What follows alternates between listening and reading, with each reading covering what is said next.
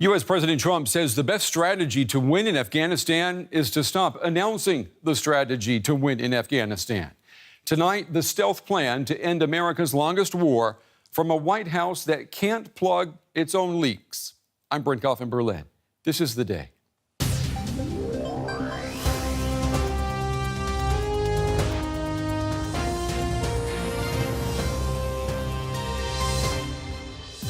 We are not nation building again. We are killing terrorists. American strategy in Afghanistan and South Asia will change dramatically. We will not talk about numbers of troops or our plans for further military activities.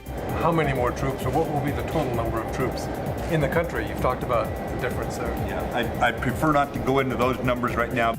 A hasty withdrawal would create a vacuum that terrorists, including ISIS and Al-Qaeda, would instantly fill. We have been paying Pakistan billions and billions of dollars. At the same time, they are housing the very terrorists that we are fighting. But that will have to change, and that will change immediately. I'm a problem solver. And in the end, we will win. Also on the show, remembering 4 days in 1992 when hate, violence, and xenophobia forced a nation to look itself in the mirror. That story coming up in about 15 minutes.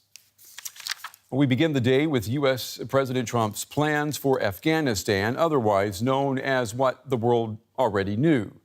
On Monday evening, Mr. Trump outlined a plan to bring an end to America's longest military conflict. It includes increasing U.S. troops in the country and does not foresee a swift exit. Again, things that you knew.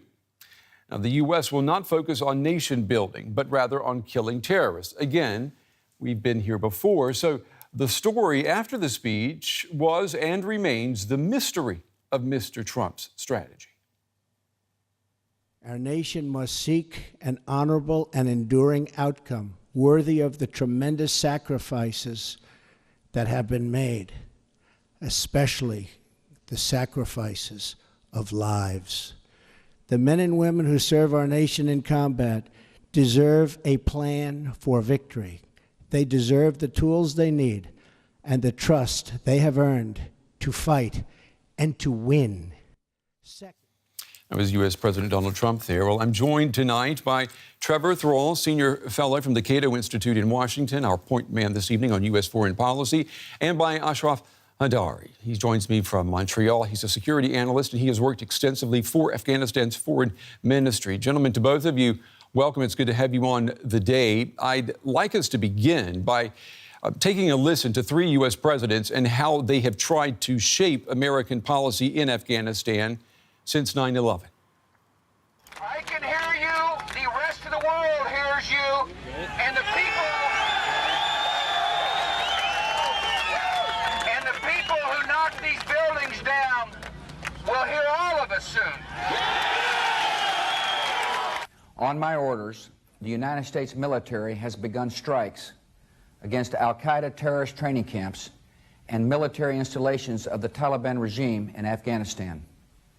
They run to the hills. They find holes to get in. And we will do whatever it takes to smoke them out and get them running, and we'll get them.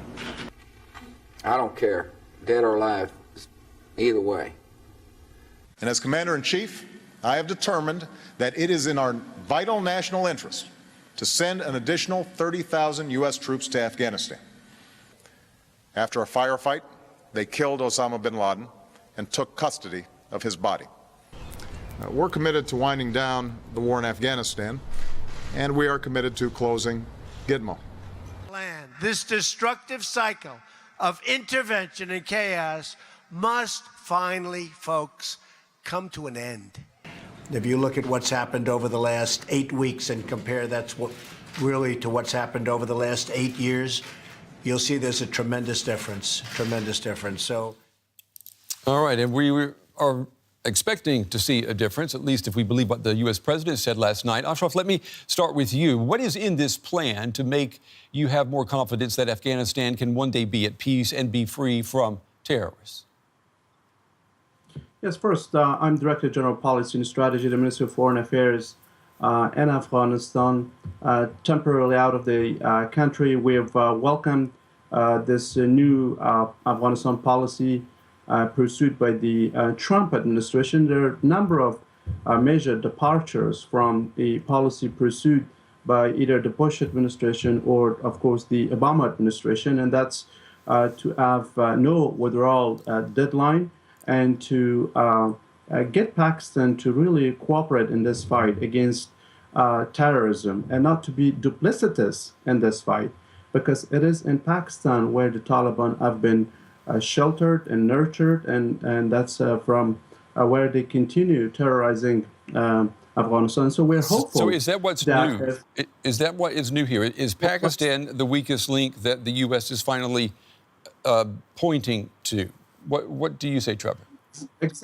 Exactly, and that's why President Trump spent a fair amount of time stressing that the sanctuaries of the Taliban, which provide an enabling environment for some other 20 terrorist groups in South Asia, and many of them now in Afghanistan, need to be closed, and that Pakistan should be held accountable and should be responsive to billions of dollars. I think more than $35 billion that they've gotten from the United States in order to cooperate. But unfortunately... Okay, Trevor, let me just interrupt you right there. Let me bring Trevor in. Trevor, do you agree? Is that the problem? Is Pakistan the weak link here? No, I mean, Pakistan's a problem, surely. But it's not like the United States just discovered Trump as the first president to realize that Pakistan is part of the problem. The Bush administration knew this. The Obama administration knew this. They pressured Pakistan. This is not the first time the United States is going to try to pressure Pakistan. The bigger problem is that the United States is never going to kill its way out of Afghanistan. Its own military leaders have said this repeatedly since the failed Obama surge. Trump is doing something that will amount to far less in terms of military pressure than what Obama did in 2009 and 2010, and there's no reason to expect this to move the needle at all. What about the U.S. president saying that the key to winning is not revealing a timetable or an exit date? That sounds almost just like common sense, but can it be done? Can you keep something like that a secret? I mean, again, the United States has actually already been in Afghanistan for 16 years and never did announce a real end date. Even the Obama administration undid the end date. That itself is not a magic recipe for success. I think the assumption there is that the Taliban will somehow now be convinced that the United States will simply never give up. But what is the Taliban's option? That this is their home. They're fighting for their lives in their home. They're not going to give up. It doesn't matter how long the United States stays. The Taliban are in this forever. So that's not a magic recipe for success. Ashraf, let me go back to this notion of Pakistan being, targeted by the U.S. president. This evening, the U.S. Secretary of State, Mr. Tillerson, has said that Pakistan's status as a major ally of the United States is now in question. We've had reaction, though, from the Pakistani military, saying that if Mr. Trump believes that terrorists are hiding out in Pakistan, that they should bring evidence to prove it. Isn't the U.S. president actually increasing the tension in the area with rhetoric and by pointing out Pakistan? I completely disagree with the other speaker, whom I doubt to have been in Afghanistan or Pakistan. It is a fact that the last administration surged troops and resources, but they announced a deadline of withdrawal of those resources in Afghanistan, which emboldened the Taliban and their principal sponsor, Pakistan, not to give up on their terror campaign. So this time around, as the Secretary of State and, of course, the President made it very clear to Pakistan that you either are with us, as President Bush had said, and we hope that this administration will act on that, or you're against us. So this is a terror campaign that needs to be stopped, and it can be stopped if Pakistan cooperates and responds positively to President Trump's request. And so that's why we welcome, and as President Trump said, an integration of all elements of power by the United States to bring and to bear on this fight against terrorism centered in Afghanistan. So we look forward to working with the administration to implementing this policy based on the Afghan-United States Strategic Partnership Agreement, which we signed in 2012, and as well as bilateral security agreement, which is an implementation plan for that. So we have provisions and objectives in those agreements which underpin this policy to win what is a winnable war in the fight against terrorism. Let me ask you, Ashraf, what responsibility does Afghanistan, the government of Afghanistan, carry in this stalemate? Is Kabul willing to have a permanent presence of U.S. troops in the country? I mean, is that what we're looking at? Well, we've already owned this war since the withdrawal of most of NATO forces at the end of 2014. Our special operations forces now independently operate against the Taliban, and they take down the Taliban almost on a daily basis. So far but as it's in the Taliban is getting stronger in the country, though, right?